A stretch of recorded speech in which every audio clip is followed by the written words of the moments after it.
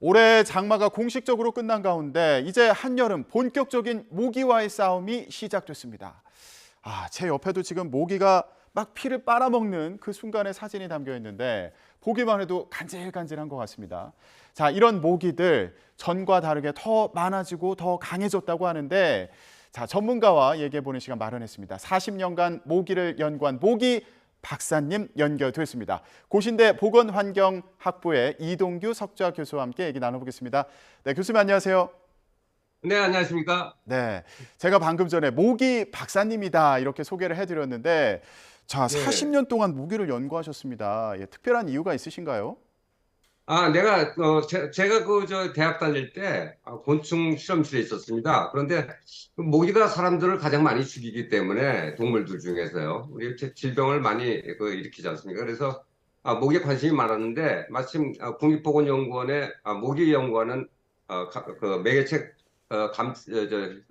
센터가 있습니다. 예. 거기에 매개 모기를 연구하는 곳에서 직장 생활을 하다 보니까 이제 모기 쪽으로 연구를 지금까지 하고 있습니다. 어, 자, 모기 박사님과 함께 올여름 모기의 특징에 대해서 좀 얘기를 해보도록 하겠습니다.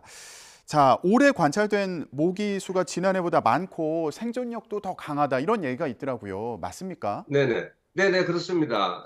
일단 그 모기가 예년에 비해서, 작년에 비해서 모기가 한 80% 이상 증가된 상태고요.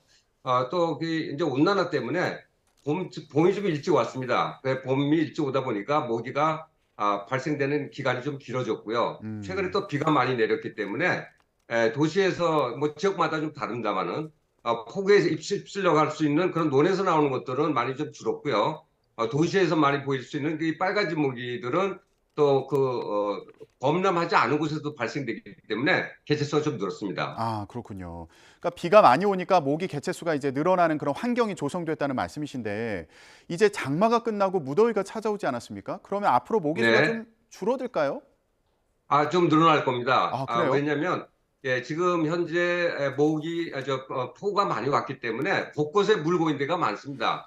거기 아, 보시면은, 예, 유충들이 벌써 발생되고 있어요. 그래서 앞으로 당분간은, 모기가 좀 늘 걸로 보고요. 이제 8월 들어서서 이제, 비가 좀 들어오고 폭염이 지속이 되면은 이제 물들이 많이 증발을 해서 마르기 때문에 그렇게 될 때는 모기가 좀 줄어들고요. 또 30도 이상 계속 지속이 된다면은 이게 모기들 수명도 좀 짧아진다. 그래서 작년에도 그랬지만 8월보다는 9월 달에 모기가 더 많이 나올 것으로 봅니다. 8월보다 9월에 모기가 많을 것으로 보인다. 아니, 네. 우리 옛말에 처서가 지나면 모기 입이 비뚤어진다 이런 얘기도 있는데 이거 옛말이 좀 틀린 말이 될 수도 있겠군요. 네, 그렇게 되겠습니다. 음, 이제 이 모기도 그 온도가 높아지면은 대사 활동이 너무 활발해지다 보면은 이게 이제 무리가 오는 거죠. 생체 내에서. 그래서 예. 수명이 좀 짧아집니다. 어. 그래서 모기도 밤에만 활동하지 낮에는 너무 뜨거울 때는 움직이질 않고요. 이제 응달진대 같은 데서 가만히 앉아서 쉬고 있습니다. 그래서 눈에 잘 안 띄죠. 그렇군요. 유독 잠자려고 누웠을 때 윙 소리가 이렇게 많이 들리는 것도 또 이유가 있는 거였군요. 밤에 활동도 많이 네네. 하니까. 예. 네. 자, 일부에서는 지구 온난화로 모기가 살기 좋은 환경이 조성됐다. 이런 얘기도 있더라고요. 이건 무슨 얘기입니까? 네, 아까도 말씀드렸지만, 겨울이 점점 짧아지게 되죠. 이제 그 온난화가 지속되니까.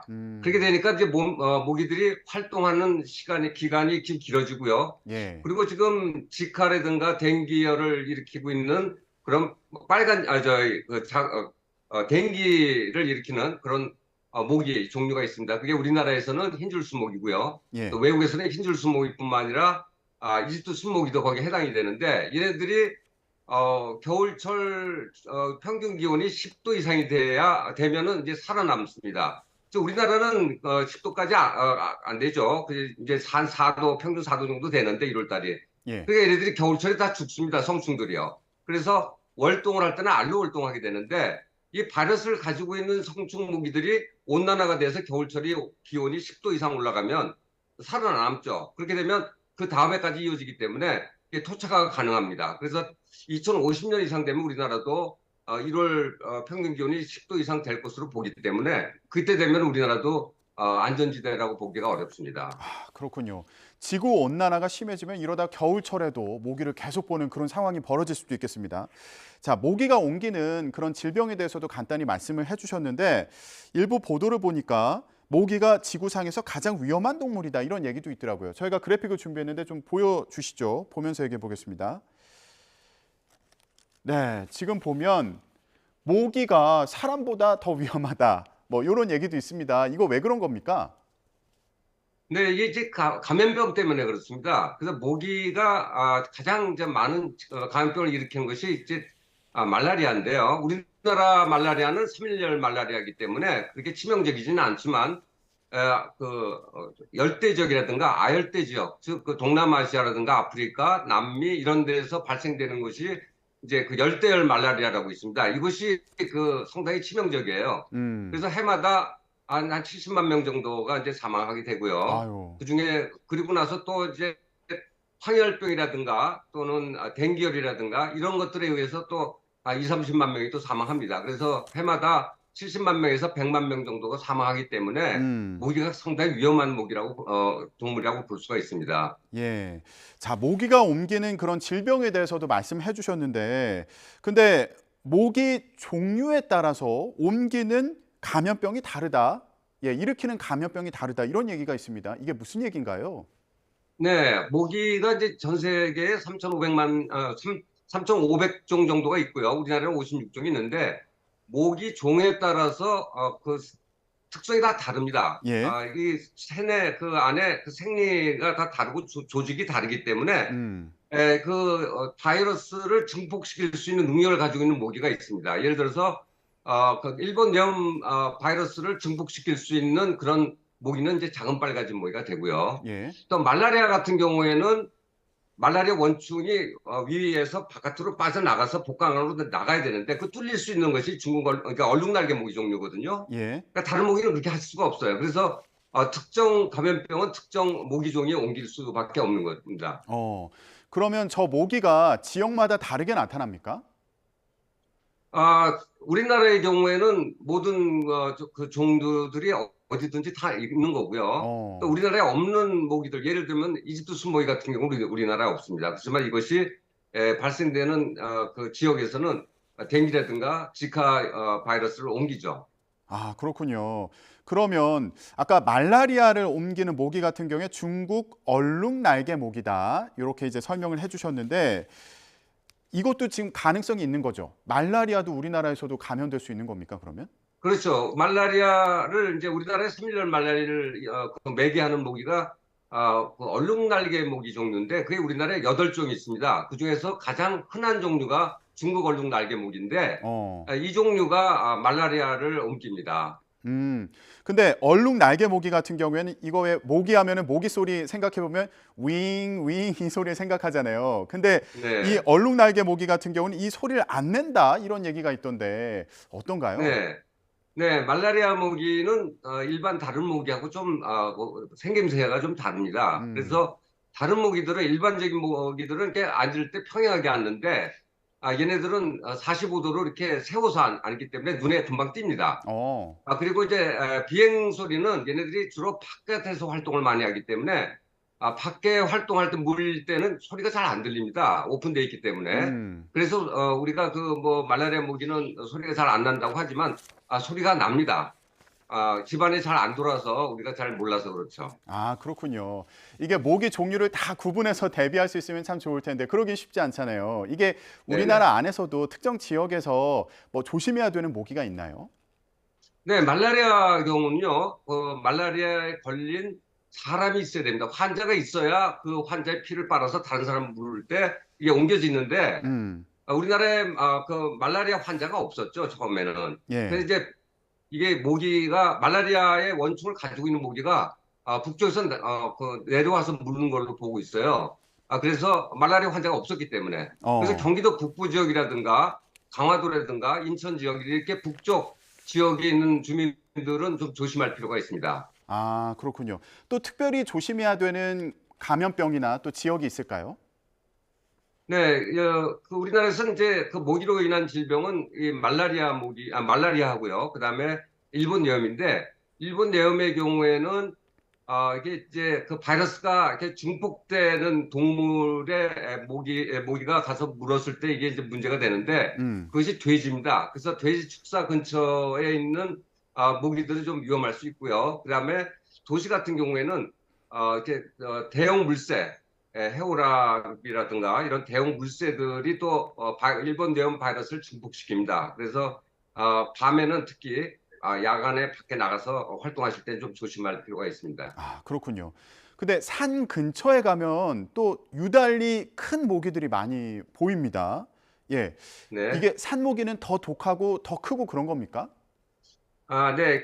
우리가 그 산에서 볼 수 있는 모기는 이제 순모기 종류들인데, 우리나라에 순모기 종류가 19종 정도가 있습니다. 그런데 어. 그 중에 가장 우리가 잘 물리는 종류가 한국 순모기라고 있고요. 음. 그 다음에 흰줄 순모기가 있는데, 그 한국 순모기는 좀 사이즈가 큽니다. 그래서 우리가 좀 물리면 좀 많이 가렵기도 하는데, 어쨌든 이 두 종류는 산에 다닐 때 많이 물리는 종류로서 그 집안에서 무는 우리는 빨간 진모기는 우리가 많이 자주 물리기 때문에 알레르기 반응이 좀 덜 납니다. 이제 면역이 생겨가지고. 근데 어. 이 산모기한테는 우리가 물린 경험이 많지 않기 때문에 얘네들한테 물릴 때 많이 가렵습니다. 아, 그렇군요.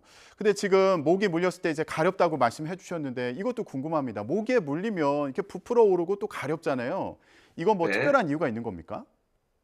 네, 이제 모기가 흡혈만 하면 괜찮겠는데, 음. 우리, 그 바이러스라든가 말라리아 원초로 옮기는 기작이 어떻게 되냐면, 이게 피를 빨을 때 침을 뱉어 넣습니다. 자기 타액을 갖다 넣는데 거기에 원충하고 이제 여러 가지 약 20가지 정도의 화학 물질들이 들어가 있어요. 그 타액 속에. 그거에 어. 몸속에 들어오기 때문에 이것이 알러지 반응을 일으킵니다. 그래서 그 알러지 반응이 우리가 가렵게 느끼는 거죠. 그렇군요. 근데 모기 종류도 이렇게 다양하고요. 또 사람의 경우에도 유달리 모기에 잘 물리는 사람이 있다고 하더라고요. 실제로 그런 네. 건가요? 네, 그렇습니다. 모기가 이제 그 동물, 사람 이렇게 흡혈을 위해서 찾아가는 방법이 제일 먼 곳에서부터는 약 20m까지는 냄새를 맡아서 이제 찾아갑니다. 그래서 우리 땀 냄새를 맡고 찾아가기 때문에 우리 몸에서 나오는 여러 가지 대사 물질이 그 땀 속에 들어있잖아요. 근데 예. 이런 것들이 많이 내는 사람들, 즉 어린애들은 성장기가 되기 때문에 분해 물질들이 많이 나오죠. 그래서 애들한테 많이 어. 가고요. 그다음에 대사 활동을 많이 한다고 한다면 운동하고 나서 땀 많이 흘리니까 예. 씻지 않고 이제 주무시거나 이럴 때 이제 많이 물리게 되고요. 어. 그다음에 이제 음주하고 나서도 역시 몸에서 분해를 하기 때문에 호흡에 냄새 분해 물질들이 많이 섞여서 나가기 때문에 또 음주한 사람들도 많이 가고요. 아, 네, 그렇게 됩니다. 그렇군요. 요즘에 또 반려동물 많이 키우잖아요.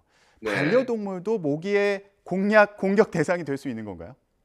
일단 우리 몸에서 나오는 냄새라든가 이산화탄소 양은 반려동물보다 우리가 더 체구가 크고 더 분비물이 많이 나오기 때문에 사람한테 많이 갑니다만은 예. 사람이 없거나 이랬을 때는 반려동물한테도 모기가 갑니다. 그래서 이제 어. 주로 털이 없는 부위, 눈 쪽이라든가 귀 쪽으로 가서 흡혈을 합니다.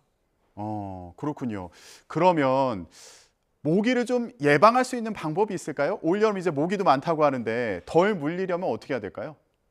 일단 집에 주무실 때 이제 잘 물리게 되는데 어. 집에 들어오지 않도록 방어할 필요가 있습니다. 그래서 어떻게 하죠? 가장 네, 모기가 이제 잘 들어오는 출입구가 어디냐면요. 그 방충망 틀을 하고 바깥 문하고 그 샤시가 서로 딱 맞아야 됩니다. 그래서 음. 거기를 맞게 하기 위해서 거기 솔이 쭉 달려 있는데 이거를 바깥 창문을 열지를 않고 안쪽 창문을 열면 그게 맞지를 않아가지고 그 공간이 생깁니다. 예. 그 틈으로 모기들이 잘 들어와요. 아. 그래서 그거를 바깥 창문은 열지 마셔야 됩니다. 안쪽 창문을 여시려면 안쪽으로 여시고요. 예. 그다음에 이제 배수관에 밑에 구멍들이 뚫려 있는데 글로 이제 지하실하고 옥상까지 다 연결돼 있어서 글로 잘 들어옵니다. 예. 우리 집안에 잘 들어오는 모기가 이제 빨간 진모기인데 얘네들이 좋아하는 곳이 지하 구조물이거든요. 예. 그래서 지하실에 많이 있다가 그런 배기관이라든가 배수관을 타고 올라오게 됩니다. 지금 말씀하신 빨간집 모기는 아까 말씀하셨던 그 뇌염 일본 뇌염으로 옮기는 것과는 다른 모기 종류인 거죠? 네네. 일본 내염 모기는 작은 빨간진 모기입니다, 이름이. 어. 왜냐면 빨간진 모기하고 생긴 게 좀 비슷하고 무늬가 비슷한데 그 예. 사이즈가 좀 작습니다. 그래서 이름이 그렇게 붙었어요. 작은 빨가지 모기라고. 음. 근데 이거는 이제 주로 논에서 많이 발생되고 깨끗한 물에 발생되는 종류이기 때문에 농촌에 많습니다. 그리고 도시 같으면 외곽 지역에서 아주 흔히 볼 수 있는 종류가 되겠습니다. 알겠습니다. 박사님, 그러면 모기가 앞에 이렇게 날아다닐 때 잡고 싶은데 어렵다는 분들 많이 계실 것 같아요. 모기를 특별히 잘 잡을 수 있는 방법이 있습니까? 한간에는 모기가 위아래로 나니까 박수를 위아래로 쳐야 된다. 이런 얘기를 하는 경우도 있던데요. 아, 그건 좀 잘못된 말씀이고요. 그렇습니까? 네, 얘네들은 그 뭐 정지 비행도 할 수 있고 위아래도 아주 순식간에 그 왔다 갔다 할 수 있고요. 예. 뒤는 앞으로 가다 또 뒤로 갈 수도 있고 눈에 잘 안 보인다 그래서 그렇죠. 그래서 그래서 그거는 이제 근거 없는 말씀이고요. 음. 그다음에 이제 일단은 잠을 잘 때 이게 잘 물리기 때문에 그 집에 들어오는 무기를 처리하는 방법 중에는 한 두 가지 정도 소개해 드리면요. 하나는 저 같은 경우는 이제 밤에 잠을 잘 때 프라시아하고 전기차를 갖다 놓습니다. 그래서 소리가 나면 귀 근처에 얼굴 근처에 있다는 뜻이거든요. 소리가 난다는 거는. 그렇죠. 그래서 팔을 쭉 뻗지 마시고 얼굴 근처에 그 좀 휘두르시면 잘 잡힐 수가 있고요. 만약 놓쳤다 그러면은 이 몸 근처에 벽이라든가 커튼 같은 데 잘 안 씁니다. 그래서 어. 그거를 불을 켜지 마시고 불 켜는 것보다 후라시를 비치는 게 더 잘 보입니다. 불을 비친다고 해서 얘네들이 도망가지는 않거든요. 예. 그래서 그걸 비춰서 이게 전기체를 평행하게 하다 딱 대면은 얘네들이 도망가다 딱 걸립니다. 그래서 그 방법 아. 좋고요. 예. 또 이제 침실 같은 데다가 아예 그 요즘 많이 그 소개가 되고 있는 모기 트랩 같은 게 있습니다. 그 파란 불 들어오는 거요. 거기 이제 근자외선 등인데 이 근자외선을 좋아합니다, 얘네들이. 그래서 그거를 방 안에다가 이제 불 꺼져 있는 어두운 방에다 놔야 돼요. 환한 데다 놓으면 얘 잘 안 갑니다. 그래서 빈 방에다가 불을 꺼놓고 그걸 갖다 놓고 틀어놓으면 방 안에 있는 것들이 그 안에 들어갈 수 있고요. 사람 근처에 있으면 잘 안 갑니다. 왜냐하면 아. 이산화탄소가 사람한테 나오기 때문에 사람 쪽으로 많이 가는데 사람이 없을 경우에는 그 방법도 괜찮습니다.